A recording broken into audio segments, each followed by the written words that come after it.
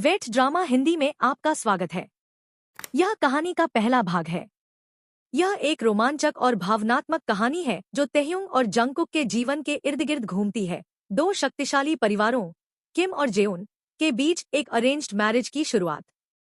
इस कहानी में सस्पेंस, ड्रामा और गहरी भावनाएं हैं जो आपको बांधे रखेंगी। तो चलिए इस सफर की शुरुआत करते हैं। तो आज वो दिन था। मैंने ब्रांडी की बोतल से सीधे पिया। ग्लास की क्या जरूरत थी? मैं इतना थक गया था कि हिलने की हिम्मत नहीं थी। क्या तुम इसे शेयर करने का इरादा रखते हो? नताशा ने पूछा, अपना शरीर मेरे खिलाफ रगड़ते हुए। मैंने उसे बोतल थमा दी और पीछे झुक गया, उसे लिकर अपने गले से नीचे उतारते हुए देखता रहा। भगवान, मुझे उसका गला मिस होने वाला था, लेकिन बस इतना ही। आज का दिन कितना दुखद है। उसने बोतल वापस लेते समय मुंह बनाया। काश वो हमारे मीटिंग्स के बाद चली जाती, लेकिन अभी उसे बाहर निकालने का कोई मतलब नहीं था। हमारे मीटिंग्स अब आधिकारिक तौर पर खत्म हो चुके थे, वरना मेरी माँ मेरे गट्स मांगती और मेरे पिताजी उन्हें सौंप देते। उसका नाम क्या था फिर से? नताशा ने पूछा, मेरे ऊपर लुढ़कते हुए, उसके सुनहरे बालों को चेहरे से पीछे करते हुए। मैंने सोचा कि बात करने के बजाय मैं कितनी और चीजें करना पसंद करूंगा, लेकिन खुद को रोकना पड़ा। जेओन जंगकुक, मैंने कहा और एक और घूंट लिया। उसने मुंह बनाया और ये बदसूरत था। उसके ज्यादातर फेशियल एक्सप्रेशंस बदसूरत थे, लेकिन मैंने उसे उसके चेहरे या दिमाग के लिए नहीं रखा था। अरेंज्ड मैरिजेस 1800 में होती थी, लेकिन भगवान के लिए ये 21वीं सदी है। तुम ऐसे लड़के से शादी कैसे कर सकते हो जिसे तुमने कभी नहीं देखा? तुम्हें नहीं पता वो कैसा दिखता है। क्या होगा अगर वो अगली हो या फैट? उसने पूछा।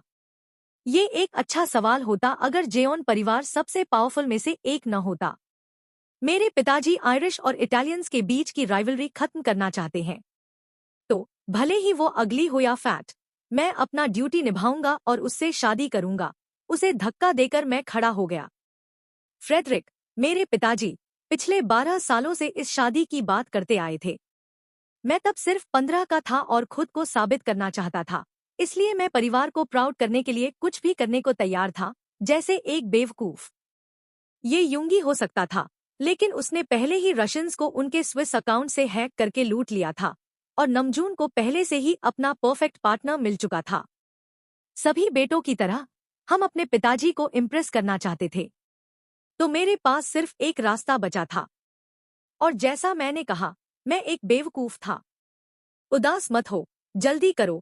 तहयुंग, सेओकजीन, नमजून का हमेशा बोल रहने वाला पति, बोला। अब दोनों मेरे कमरे में घुस आए थे।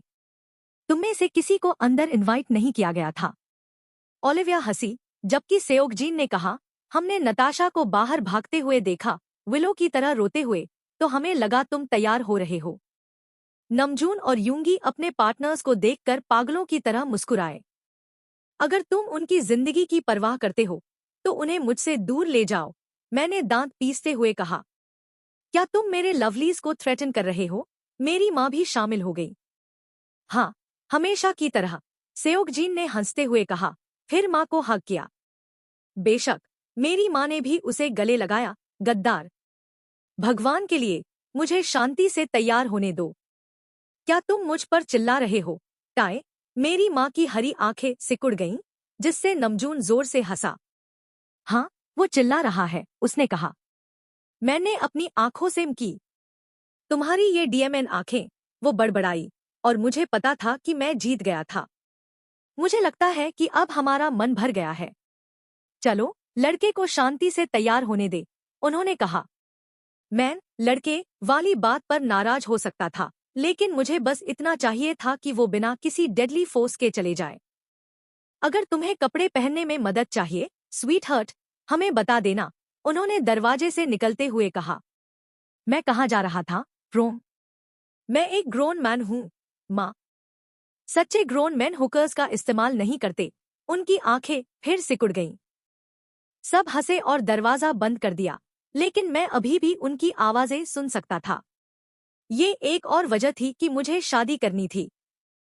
मैं जेओन जंगकुक को लूंगा और अपने साथ एक ऐसा आदमी बनाऊंगा जो रूल करने के लिए फिट हो।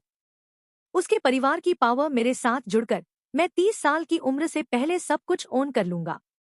इस ख्याल और भविष्य की संभावनाओं ने मुझे एक्साइटेड कर दिया। मुझे इस बात की थोड़ी सी परवाह थी कि वो अट्रैक्टिव है या नहीं। उसका लास्ट नेम और लॉयल्टी ही मुझे संतुष्ट करने के लिए काफी थे। शुक्र है मुझे बताया गया था कि उसे पहले से पता है कि उसका परिवार क्या करता है। मेरे पास उसे ट्रेन करने का समय नहीं था कि क्या एक्सपेक्ट करना है या मेरे कपड़े कभी कभी खून से सने क्यों हो सकते हैं।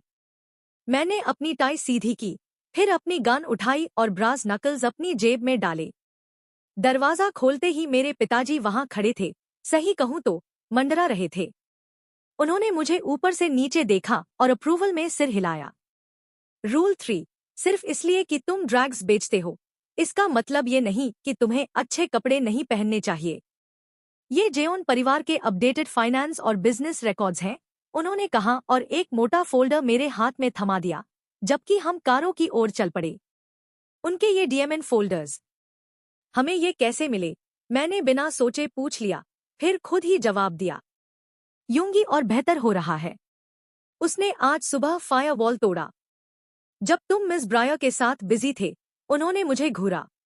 मैंने उससे रिश्ता खत्म कर दिया, मैंने कहा, जब हम अवेटिंग कार्स तक पहुंचे। मेरी मां मुस्कुराई और हम दोनों के गालों पर किस किया। उम्मीद है, वरना मुझे दखल देना पड़ेगा, उन्होंने मुझसे कहा। फिर मां से बोले, गुड बाय डियर, हम सुबह तक लौट आएंगे। मुझे ड्रिल पता है। जब तुम उससे मिल लो, मुझे बताना, उन्होंने कहा, जब नमजून और यूंगी अपनी कार में बैठ गए। हम कभी एक गाड़ी में नहीं जाते थे। मेरे पिताजी और मैं अलग अलग चले, जबकि यूंगी और नमजून साथ में। अपनी काली आउडी में बैठकर मैंने फाइल्स को स्किम किया, ये जानते हुए कि जैसे ही हम चल पड़ेंगे वो कॉल करेंगे। जब मेरा फोन बजा, ड्राइवर ने उसे कार ब्लूटूथ से कनेक्ट कर दिया। खत्म किया? मेरे पिताजी ने पूछा। उसने 1 साल से भी कम समय में अपनी प्रॉफिट्स को लगभग ट्रिपल कर दिया। उसने समहाउ अपने ड्रैग्स को वलेरो टेरिटोरीज, ग्रीस, रशिया और फिलीपींस तक पहुंचा दिया। उसके नेटवर्क्स ईस्टर्न यूरोप के ज्यादातर हिस्सों में फैले हैं, यूंगी ने रेडियो के जरिए कहा। जाहिर तौर पर हम कॉन्फ्रेंस कॉल पर थे।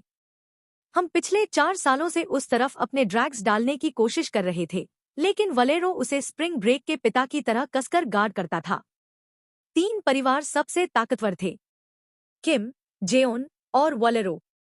वलेरो सांपों से कम नहीं थे, नहीं, जमीन में रेंगने वाले कीड़े जो अपनी ही गंदगी खाते थे। ज्यादातर रशियन थे, कुछ जर्मन, और सब चोर मेरी प्रॉपर्टी चुराकर अपनी बताते थे। उसके पास हॉर्स शूज और लेप्रेकॉन छिपा हुआ है, मैंने कहा। ये एकमात्र तरीका था कि वो वलेरो की गोलियों से बचकर ऐसा कर पाए। उनकी नंबर्स भी बढ़ रही हैं। जब मैं मेक्सिको में था, मैंने जेओन के कम से कम 20 आदमियों को अंडरग्राउंड हेरोइन फील्ड्स की गार्डिंग करते देखा, नमजून ने थोड़े एक्साइटमेंट के साथ कहा। अंडरग्राउंड? क्या तुम यकीन कर सकते हो? मुझे तो ये साइंस का ढेर समझ नहीं आएगा जो इसे कामयाब बनाता है। वहां नीचे जेओन का नाम सुनते ही लोग भागते और अपनी जान की भीख मांगते हैं। हम पीछे रह गए हैं, और मुझे पीछे रहना पसंद नहीं। मैं चुपचाप नहीं बैठूंगा जब वो हमसे आगे निकल जाए। समझे? मेरे पिताजी ने जवाब दिया। तहयुंग, मुझे पता है, मैंने आखिरी बार साई की। इसे मेस मत करना। इस शादी से हम वलेरो और बाकी सबको स्टीम रोल कर सकते हैं, मेरे पिताजी ने फिर कहा। शुक्र है, तहयुंग उससे शादी कर रहा है, यूंगी बोला। अभी कुछ फाइनल नहीं है, मेरे पिताजी ने जवाब दिया। तहयुंग के उससे शादी करने के बाद भी, जो तुम्हारी माँ की मर्जी से कुछ दिन लेगा, वो हमें सब कुछ नहीं दे देंगे। हमारे नाम से लोगों के दिलों में डर पैदा करने में महीनों लग सकते हैं। तहयुंग, क्या तुम ये कर सकते हो? क्या होगा अगर वो तुम्हारे माइटी स्टैंडर्ड्स तक न पहुंचे? नमजून का टोन सीरियस था और मैं उसका मुंह तोड़ना चाहता था। चुप कर, मैं इसे मेस नहीं करने वाला था। उन्हें अब तक ये पता होना चाहिए था। लॉरेंजो का बेटा हर दरवाजे की खी था। अगर वो स्टैंडर्ड तक नहीं पहुंचता, तो मैं तब तक पीऊंगा जब तक मुझे कुछ दिखाई न दे, या उसे ओलिविया के प्लास्टिक सर्जन से मिलने के लिए मना लूं। तेरे को गाली? यूंगी ने तड़क कर कहा। शानदार, धन्यवाद तहेउंग, अब वो बाकी राइड में बड़बड़ाता रहेगा। नमजून ने साई की। देख कितना परवाह करता हूँ। मैंने ड्राइवर को इशारा किया, जिसने मेरे लिए कॉल खत्म कर दी। मुझे एक पल चाहिए था, लेकिन मेरे दिमाग में बस वो छोटा जेओन घूम रहा था जो मेरी जिंदगी का हिस्सा बनने वाला था। अपनी जैकेट की जेब से रिंग निकालकर मैंने उस बड़े डायमंड को देखा जो हमारी किस्मत को सील करने वाला था। Rule 4, no bloody divorce. खेल शुरू हो, मैंने खुद से विस्पर किया। मैं इसे कामयाब करूंगा या कोशिश में मर जाऊंगा। लेकिन अगर वो मेरे पिछले लड़कों जैसा हुआ, तो वो मेरी हथेली पर नाचेगा, और मैं इंतजार नहीं कर सकता था। मिस्टर जेओन, हम आधे घंटे में लैंडिंग कर रहे हैं, फ्लाइट अटेंडेंट ने हकलाते हुए कहा। मैंने सिर हिलाया और अपना ग्लास उठाया, लेकिन वो बेवकूफ इतना डर गया था कि वाइन भी ठीक से नहीं डाल सका। मैंने अपनी नई सफेद आरमानी जैकेट पर लाल दागों को देखा और उसे घूरा। मैंने उसके हाथ से बोतल छीन ली। सॉरी मत कहो, मैंने धीमी सिसकारी में कहा। तुम अभी सॉरी के थ्रेशहोल्ड पर भी नहीं पहुंचे हो। उसकी आंखें चौड़ी हो गईं और वो पीछे हटा, सीधे जमीन से टकरा गया, जिसने पहले से ही उसकी खोपड़ी के पीछे गन तान रखी थी। हमें बस पायलट की जरूरत है, जंगकुक, जिमिन ने साधारण तरीके से कहा। अपनी जैकेट उतारते हुए मैंने उस कांपते लड़के को देखा जो 9 मिलीमीटर के सामने खड़ा था। वो जवान था, मुझसे बस कुछ साल बड़ा। उसे मेरे जेट पर स्टुअर्ट की नौकरी लेने के लिए क्या मजबूर किया होगा? जिमिन, ये बेवकूफ मेरे प्लेन पर कैसे आया? मैंने हल्के इंटरेस्ट के साथ पूछा, जब होसॉक ने मुझे एक और फाइल थमाई। उसकी बहन ने काफी बड़ा डेट जमा कर लिया है। मुझे लगता है वो इसे चुकाने की कोशिश कर रहा है, उसने कहा, मेरे गो अहेड का इंतजार करते हुए। वो कभी कभी बहुत ट्रिगर हैप्पी हो जाता था। जिमिन और मैं, हम काफी हद तक एक जैसे दिखते थे, एक जैसी ऑलिव स्किन टोन, काले बाल और भूरी आंखें। वो मेरा राइट हैंड था, और कुछ मायनों में वो मुझसे भाई से भी करीब था। तो इसलिए तुम यहाँ हो? तुम्हारी बहन एक क्रैक एडिक्ट है? उसने मुंह बनाया, गले में पड़ी गांठ को निगलते हुए फिर बोला, क्रिस्टल मेथ। सुबह सुबह खून के लिए बहुत जल्दी थी। मैंने जिमिन को सिर हिलाकर मना किया। वो एक पल के लिए उदास हुआ, लेकिन मेरी बात मानते हुए उसने अपनी ग्लॉक नीचे कर ली। तुम अपनी बहन का डेट तभी चुका पाओगे जब तुम जिंदा रहोगे, और मेरी जान से कीमती जैकेट पर वाइन गिराकर तुम अपनी ही कब्र खोद रहे हो, मैंने उसे कहा और सामने रखी फाइल की ओर मुड़ गया। ये दोबारा नहीं होगा, सर। उसकी आवाज मरते कुत्ते जैसी थी। मुझे उसकी बहन पर लगभग तरस आया। क्या ये लड़का ही उसकी मदद के लिए था? खुद को ब्लेस्ड समझो, नेल्सन रीड। 997 17फोर ब्लू रिज रोड, जिमिन ने कहा, ये सुनिश्चित करते हुए कि उसे पता चले कि हमें उसका नाम, सोशल सिक्योरिटी नंबर और एड्रेस सब पता है। आज हमने उसे नहीं मारा, इसका मतलब ये नहीं कि हम कल उसकी जिंदगी बर्बाद नहीं कर सकते। जेओन हमेशा से खूबसूरत थे, लेकिन गुस्सा दिलाने पर जानलेवा। सिर हिलाकर मैं अपनी सीट पर पीछे झुका, वाइन खत्म करते हुए जब हम नीचे उतर रहे थे। मैं अब जेओन एम्पायर का हेड था, एक सच जो मेरे आदमियों और पिताजी के अलावा किसी को नहीं पता था। दुनिया अभी भी मानती थी कि वो बॉस है, लेकिन 18 साल की उम्र से सब कुछ, ड्रैग्स, हिट्स, पैसा, मेरे जरिए चल रहा था, क्योंकि मेरे पिताजी मर रहे थे। महान Lorenzo Iron Hands stage 4 colon cancer से मर रहे थे। बाहर की 90% चीजों का इलाज था, अगर आपके पास सही क्रेडिट कार्ड हो। लेकिन कैंसर एक घमंडी बीमारी थी जो उस 10% में आती थी जिसे खरीदा नहीं जा सकता था। हमारे परिवार के सभी मर्द इसी कैंसर से मरते थे, महिलाओं के उलट जो मजबूत थीं। मेरी दादी 104 साल तक जीवित रहीं, अपनी नींद में मरी, तकिए के नीचे गन रखे हुए। मेरी माँ की मौत एक प्लेन क्रैश की वजह से हुई थी। मैं 6 साल का था जब मुझे पता चला कि मेरा परिवार क्या है। मैं अपनी उम्र के ज्यादातर बच्चों से तेज था, और 7 साल की उम्र में मैंने अपनी पहली गन चलाना सीखा। 11 साल की उम्र तक मैं होम स्कूल था, कॉलेज अलजेब्रा, ड्रैग कार्टेल्स और मेरे पिताजी के कहने पर हैंड टू हैंड कॉम्बैट। 17 साल की उम्र तक मुझे बिजनेस हाथ की रेखाओं की तरह पता था। जिमिन सही था। अगर वो मुझे वजह देता तो मैं पलक झपकते उसके सिर में गोली मार देता, और मुझे जिमिन पसंद था। मिस्टर जेउन, हम अब शिकागो में हैं, पायलट ने मुझे सूचित किया जब मैं अपनी सीट से उठा। होसॉक, मेरा बॉडीगार्ड और थर्ड इन कमांड, ने प्लेन का दरवाजा खोला, पहले बाहर कदम रखा, उसके बाद 2 और आदमी मेरे सामान के साथ। वो बेवकूफ नेल्सन प्लेन के सामने खड़ा था, हमसे आई कांटेक्ट करने की कोशिश नहीं कर रहा था। आपका दिन अच्छा हो, मिस्टर जेओन। मैंने उसे अपनी जैकेट थमाई। वो मुझे चौड़ी आंखों से देखता रहा। इसे अपनी बहन को देना और उसे बताना कि तुम आज मौत के कितने करीब थे, और साथ में अपनी हिम्मत ढूंढ लाना अगली बार जब मैं तुम्हें देखूं।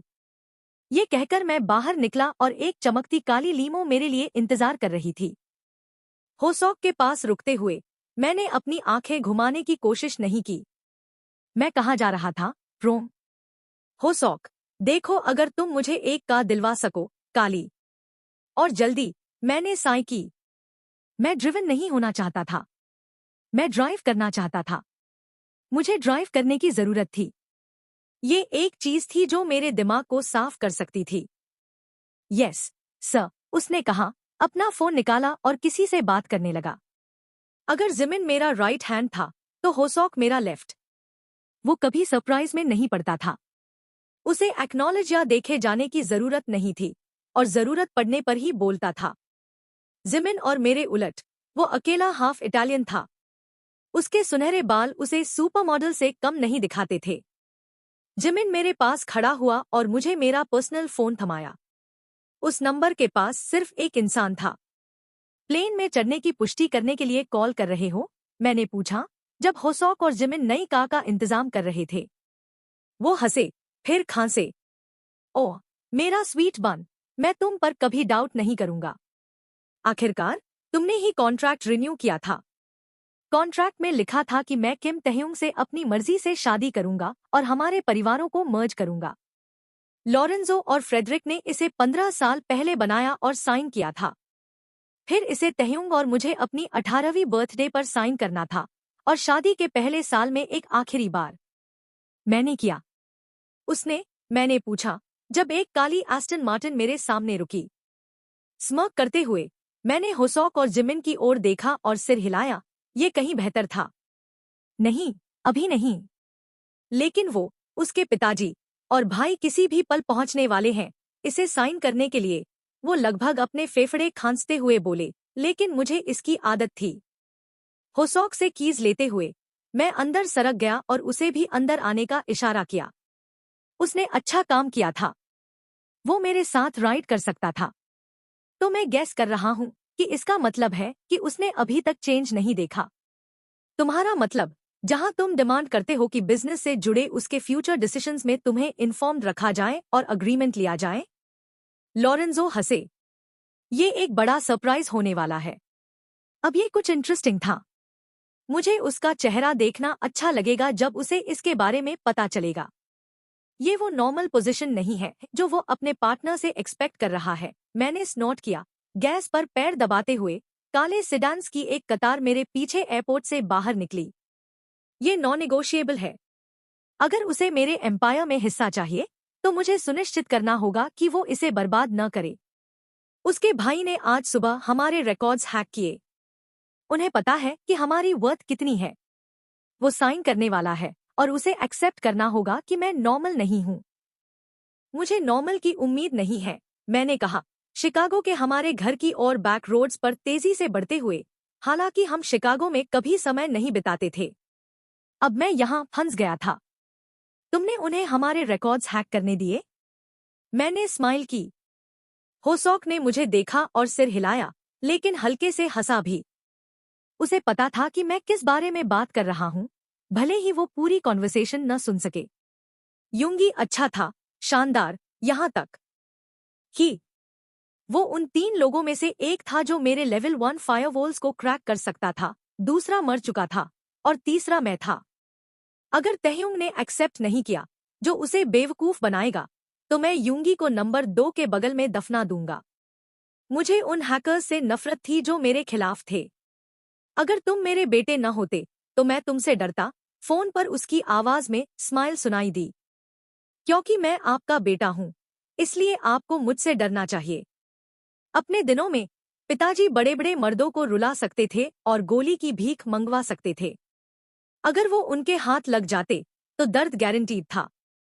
तुम अब तक के सबसे बेहतरीन में से एक हो। लेकिन किम तहयुंग को कम मत आंकना। ये तुम्हें सरप्राइज कर सकता है, लेकिन वो तुमसे उतना ही, शायद उससे भी ज्यादा, रूथलेस है। वो सही थे। किम तहयुंग एक ऐसा नाम था जिससे कई लोग डरते थे।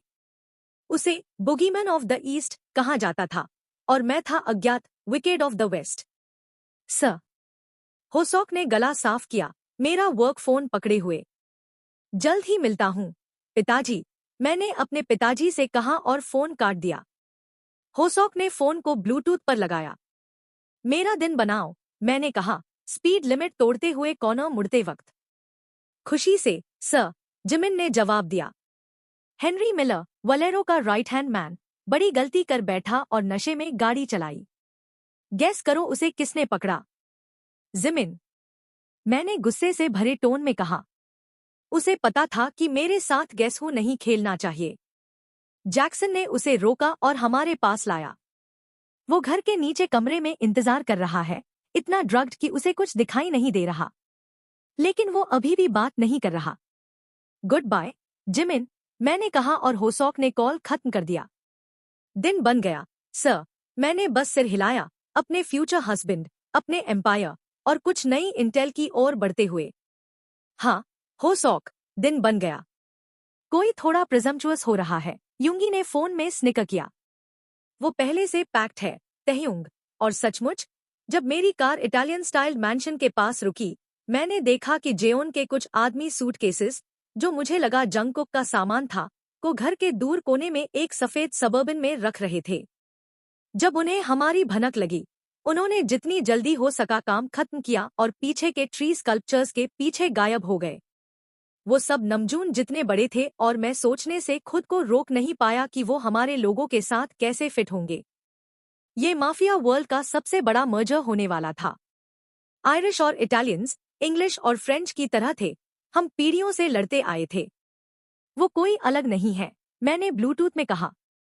बस वही, अपने डैडी के क्रेडिट कार्ड से प्यार करने वाला। लेकिन जैसा दिख रहा है, वो शायद ओलिविया से भी बुरा है। या तुम्हारी माँ से, युंगी ने कहा जब कारें रुक गईं।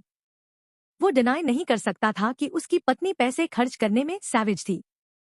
वो अपने प्लास्टिक कार्ड को जॉस ऑफ लाइफ की तरह पकड़े रहती थी, और युंगी, जो उसका विप्ड दीवाना था, उसे रोक नहीं पाता था। अच्छा होता अगर वो सचमुच पैसे को परिवार या किसी जरूरतमंद पर खर्च करती, लेकिन नहीं। वो भूखे बच्चे के पास से गुजरकर अपने लिए एक और जोड़ी जूते खरीद लेती। मुझे, बाकियों की तरह, जंगकुक को जितना चाहे शॉपिंग करने देना पड़ता, बशर्ते मुझे जो चाहिए वो मिल जाए। फोन काटते हुए, मैंने फूल की तरह ग्रिन करने की इच्छा को रोका। अपनी आउडी से बाहर निकलते ही, मुझे लगा कि टाइड्स मेरे फेवर में बदल रहे हैं। तहयुंग, मेरे पिताजी ने कहा, मेरे बगल में कदम मिलाते हुए। यहां से तुम लीड लोगे। इस पल से जो भी होगा, मैं इंटरफियर नहीं करूंगा। अगर तुमने ये कर दिखाया, तो तुमने हमारे रास्ते की सारी ऑब्स्टैकल्स हटा दी होंगी, और मैं तुम्हें अपनी जगह हेड बनने दूंगा। लेकिन जब तक वो कॉन्ट्रैक्ट साइन नहीं होता, वो दुश्मन है। अगर तुम फेल हुए, तो अपनी माँ से सांत्वना लेना, क्योंकि मुझसे तुम्हें कोई नहीं मिलेगी।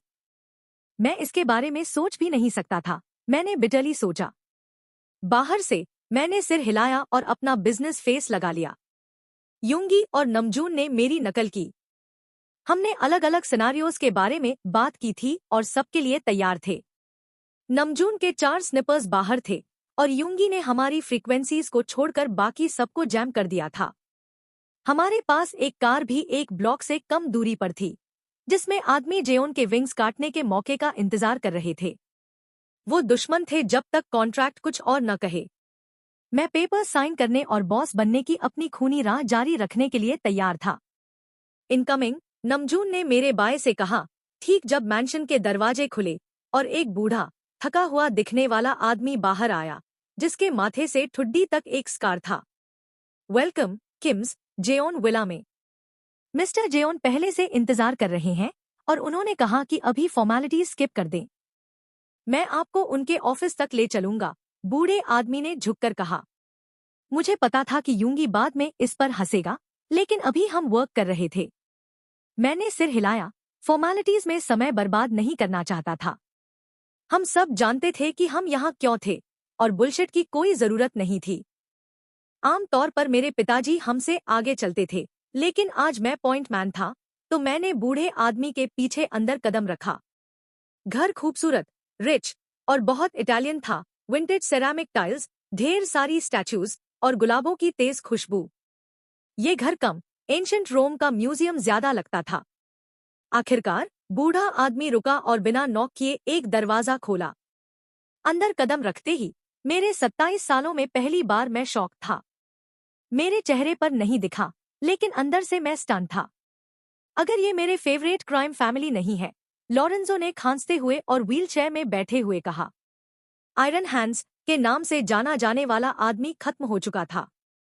जेओन का स्टडी एंशिएंट स्क्रोल्स, फर्श से छत तक किताबों की दीवारों, एक बड़ी खिड़की को छोड़कर और 19th सेंचुरी हैंडक्राफ्टेड फर्नीचर से भरा था। लेकिन यहाँ कुछ भी इस बूढ़े लाचार आदमी की कीमत से ज्यादा प्राइसलेस नहीं था। उसके बिना बालों वाले चेहरे पर एक स्mirk उभरी। मुझे कहना होगा, फ्रेड, तुमने इन्हें बहुत अच्छे से ट्रेन किया है।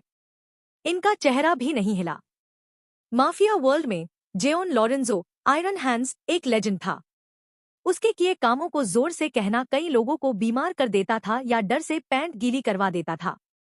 वो उन गिनचने लोगों में से था जिनका मेरे पिताजी सम्मान करते थे और कुछ हद तक डरते भी थे। मुझे इंसल्ट हुआ कि तुम्हें ये अब पता चला, मेरे पिताजी ने कहा, और एक साइडलॉन्ग ग्लांस से मैं समझ गया कि वो क्या सोच रहे थे। वो भी हमारी तरह शॉक थे, बस इसे अच्छे से छिपा रहे थे। दोनों एक दूसरे से हेल्दी फियर रखते थे, लेकिन मेरे सामने बैठा आदमी ऐसा लग रहा था जैसे वो सालों से आयरन हैंड्स के साथ एक कमरे में नहीं रहा। इससे समझ आया कि वो इस मर्जर को फाइनलाइज क्यों करना चाहता था। कृपया बैठें। कॉन्ट्रैक्ट डेस्क पर है, उसने हमसे कहा। मुझे पता था कि मेरा परिवार कोई मूव नहीं करेगा। सिर्फ बॉस ही दुश्मन के साथ बैठ सकता था, तो मैंने अपनी जैकेट का बटन खोला। बाकी लोग मेरी कुर्सी के किनारों पर खड़े हो गए। हमने कॉन्ट्रैक्ट पढ़ लिया है। हम बस आपके बेटे को देखना चाहते हैं और साइन करना चाहते हैं, मैंने उसे बताया। सच में, मैंने इसे इतनी बार पढ़ा था कि मुझे हर लाइन याद थी। जंगकुक ने इसे पहले ही साइन कर दिया है, लेकिन आप इसे फिर से पढ़ना चाहेंगे, उसने बार्किंग कॉफ के बीच कहा। अपना कूल खोने की कगार पर मैंने यूंगी को घूरा, अपनी आंखों से उसे पढ़ने को कहा। वो मेरी जितनी तेजी से पढ़ सकता था, और मैं नहीं चाहता था कि लॉरेंजो मुझे उसके गेम्स में झुकते देखे। तहयुंग, यूंगी ने तड़क कर कहा। मुझे पेपर वापस थमाया। मुझे उन 2 लाइंस को पढ़ने में एक पल लगा जो बदली गई थी। क्या ये मजाक है, मैंने स्निकर करते हुए कहा। इसे नमजून और मेरे पिताजी को थमाया। मैं बिजनेस में जोक्स नहीं करता। कॉन्ट्रैक्ट कहता है कि आपका बेटा मेरे कंपनी को चलाने में बेबी सिट करेगा। ये मजाक से कम नहीं है, मैंने जितना धैर्य से हो सका कहा, लेकिन मैं व्हीलचेयर वाले आदमी को पीटने से ऊपर नहीं था। हम इसे एम्पायर कहना पसंद करते हैं, उसने कहा। बेशक आप करते हैं। एफ इटालियंस और उनके एम्पायर्स। लॉरेंजो, और मैं आपको लॉरेंजो कहूंगा, डिसरिस्पेक्ट से नहीं, बल्कि इसलिए कि मुझे पता है कि आज रात के अंत तक आपके बेटे की उंगली में रिंग होगी। वो मेरा हस्बैंड होगा। वो चाहे तो सूरज को 2 बार खरीद सकता है। उसकी देखभाल होगी और हर किम की तरह उसका ट्रीट होगा, जो ब्लडी रॉयल्टी की तरह है। मेरी केयर में आपका एम्पायर उसी केयर और रेवरेंस के साथ ट्रीटेड होगा। सुंदर शब्द, लड़के। और मैं तुम्हें लड़का कहूंगा क्योंकि भले ही तुम रॉयल्टी होते, फिर भी मेरे बेटे के लिए कभी काफी नहीं होते। लॉरेंजो ने तंज कसा और अपनी कमजोर बाहें क्रॉस की। मैंने जंगकुक से तुम्हें बेबी सिट करने को नहीं कहा। वो स्मार्ट है और बहुत यूजफुल होगा। मुझे कोई डाउट नहीं कि एम्पायर बिल्कुल ठीक रहेगा, जैसा तुम्हारे भाई ने हमारे रिकॉर्ड्स हैक करते वक्त देखा। मेरी आंख के कोने से मैंने यूंगी को स्टिफन होते देखा। किसी को नहीं पता था कि उसने उनके फाइल्स हैक किए थे। तब मुझे एहसास हुआ कि हमें सेटअप किया गया था। लॉरेंजो चाहता था कि हम देखें कि अगर हम हार मान लेते हैं तो कितना कुछ खो देंगे। लॉरेंजो, मुझे स्वीट टॉक करने की कोशिश मत करो, लड़के। डील लो या चले जाओ। उस बूढ़े ने मुझे बीच में काट दिया। मैंने अपना बायां हाथ नीचे सरकाया और अपनी पैंट की जेब में ब्रास नकल्स को महसूस किया। मैं उसका चेहरा तोड़ना चाहता था। मेरी गर्दन की नस मोटी होकर धड़कने लगी, जैसा हमेशा होता था जब मैं ब्लडथर्स्टी हो जाता था। मेरी नजरें गुस्से से धुंधली होने लगी। मुझे पता था, बिना डाउट के, मेरे पिताजी इंतजार कर रहे थे कि मैं क्या करूंगा। मैं जो भी चॉइस लूंगा, वो यहाँ मेरा साथ देंगे लेकिन घर पर मुझे डांटेंगे। मैं किसी को भी मुझे नीचा नहीं दिखाने दूंगा, खासकर एक बूढ़े को जो अपनी कब्र के आधे रास्ते पर था। न यहाँ, न अब, और न कभी। कमरा शांत था जब मैं उठा, उसके स्टॉक्ड बार तक गया और अपने लिए एक ग्लास ब्रांडी डाला। वो कंपनी के बारे में कितना जानता है? एक्सक्यूज मी, मेरा मतलब एम्पायर, जैसा आप लोग कहते हैं, मैंने डालते हुए उससे पूछा। काफी, काफी, मैंने तंज कसते हुए उसकी ओर मुड़ा। बस इतना ही दे सकते हो? लॉरेंजो, यहाँ मेरे साथ हाफवे मिलो। आप और मैं दोनों जानते हैं कि वो स्मार्ट हो सकता है, लेकिन कोई पिता अपने इकलौते प्रिंस को शाख से भरी नदी में कूदने नहीं देगा। तुम जिन औरतों के साथ रहे हो, उसे देखते हुए वो उससे स्मार्टर है। क्या ये काफी है? अपने भाई की ओर मुड़ते हुए मैंने और पिया और लॉरेंजो के डेस्क पर टेक लगाई। ये जल्द ही मेरा होने वाला था। नमजून, प्यारे भाई, तुम क्या सोचते हो? मैंने पूछा। लॉरेंजो का पेन लिया और उसकी ओर इशारा किया। जब तक वो अपने बाकी ड्यूटीज पूरे करता है, क्यों नहीं? जो उसे नहीं पता, तुम सिखा सकते हो। ये तुम दोनों को बाइंड करने में मदद कर सकता है। मैं उसे अपलॉड करना चाहता था। कभी कभी नमजून बहुत वाइज होता था। और यूंगी, प्यारे कजिन, तुम इस rude, last minute contract shift के बारे में क्या सोचते हो?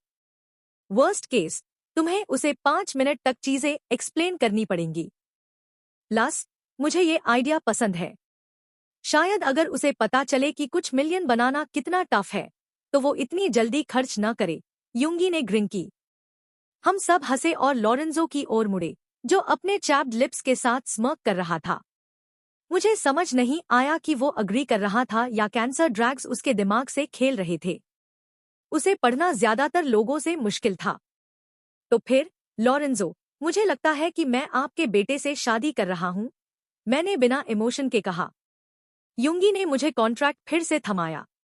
पेन के पेपर को छूने से पहले मैंने जेओन जंगकुक की साफ सुथरी स्क्रिप्ट को देखा। मैं उसे पहले देखना चाहता था, लेकिन फिर भी साइन कर दिया।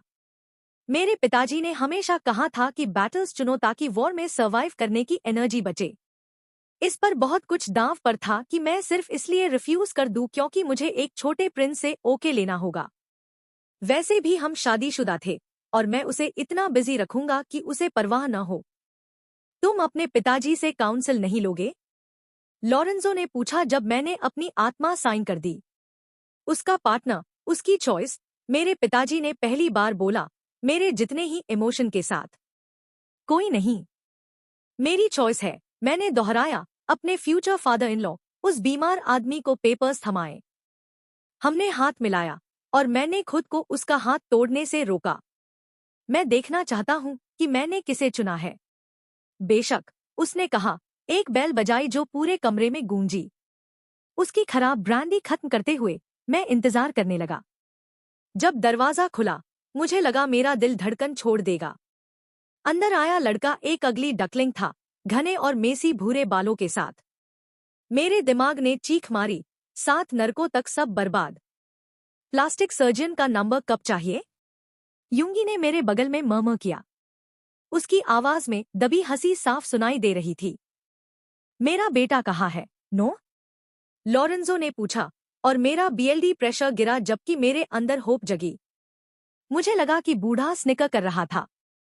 तुम्हारी जिंदगी का क्लोजेस्ट कॉल, यूंगी ने कहा, जब हम उस अगली डकलिंग के जवाब का इंतजार कर रहे थे। वो डरपोक लड़का हमारी ओर देखा लेकिन जवाब नहीं दिया। उसकी नजरें फर्श पर टिकी रहीं। ठीक है, नो। तुम्हारे सामने जो आदमी है वो जंगकुक का फियांसे है। तुम खुलकर बोल सकते हो, लॉरेंजो ने उसे कहा, जबकि मेरा पेशेंस खत्म हो रहा था। पहले हमारी ओर झुककर वो उठा और मुझे पूरा ध्यान दिया, इतने प्राइड के साथ खड़ा हुआ कि उसका अपीयरेंस लगभग भुला देता। लगभग। Good morning, sir. Boss basement में एक मीटिंग में है, उसने कहा, और हम सब फ्रीज हो गए। हमारे वर्ल्ड में हर कोई उस शब्द को जानता था, द बॉस। और आपने कहा था कि आप बिजनेस में जोक्स नहीं करते। और मैं बिल्कुल सही था। आपको क्या लगता है मेरे मरते वक्त ये सब कौन चला रहा था, जेंटलमैन? उसने स्निकर किया, फिर हमसे मुंह फेर लिया। कोई रास्ता नहीं कि उसका बेटा इसके पीछे हो, नमजून ने बच्चे की तरह कहा। गुस्से से भड़कते हुए मैं अपने पिताजी की ओर मुड़ा, जो अभी भी उस बीमार आदमी को कुर्सी में देख रहे थे। क्या आपको ये पता था? मैंने उसे घूरा, लेकिन उन्होंने भी मुझे घूरकर जवाब दिया। ज्यादातर दिन मैं अपनी जगह जानता था, लेकिन टाइड्स बदल रहे थे। मैं ऊपर उठ रहा था और मुझे जानना था कि क्या उन्होंने मुझसे इन्फॉर्मेशन छिपाई थी। नहीं, तहेउंग, मुझे नहीं पता था। ये एक वेल केप्ट सीक्रेट लगता है, लेकिन जेओन एम्पायर की हाल की ग्रोथ को एक्सप्लेन करता है, उन्होंने जवाब दिया, इस विचार से कुछ बैफल्ड लगते हुए। अगर आपको यकीन नहीं तो आप बेसमेंट में जा सकते हैं, लेकिन चेतावनी दे दूं, आपको वहां ऐसा आदमी नहीं मिलेगा जिसे कुछ सिखाने की जरूरत हो। Welcome to the family, Kims. मुझे अभी उसके पास ले चलो, मैंने उस लड़के को कमांड किया, और उसने सिर हिलाया। मैं इस जंगकुक को देखूंगा और पता लगाऊंगा कि क्या वो सचमुच वो बॉस था जिसे वो कहने की हिम्मत कर रहे थे। फ्रेडरिक, क्या मैं आपके साथ एक पल बात कर सकता हूँ? मेरे पिताजी ने सिर हिलाया, अब इस बात की परवाह नहीं करते कि मैं क्या चुनता हूँ। आखिरी बार मैंने लॉरेंजो की ओर देखा, जिसने पीछे मुड़कर देखने की जहमत भी नहीं उठाई जब हम निकले। ये उसके लिए एक ग्रिम दिन रहा होगा। उसने अपना एम्पायर और बेटा एक ही दिन में खो दिया। मुझे उस पर तरस नहीं आया, वो जल्द ही मरने वाला था।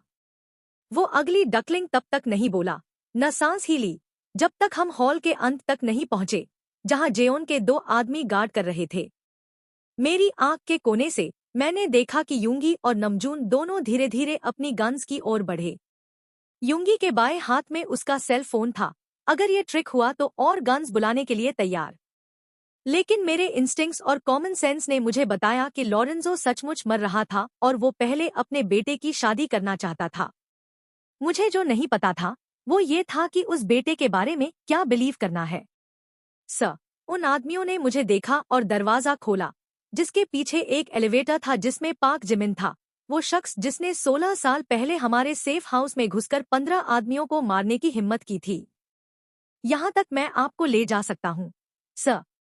आपकी सर्विस करना सुखद रहा, नो ने हमसे कहा, फिर से छोटा सा झुककर पीछे हट गया।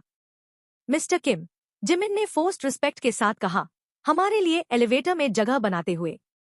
जैसे ही हम सब अंदर गए, नमजून उसके बगल में कदम रखा, साफ तौर पर ट्रिगर दबाने का एक्सक्यूज ढूंढ रहा था।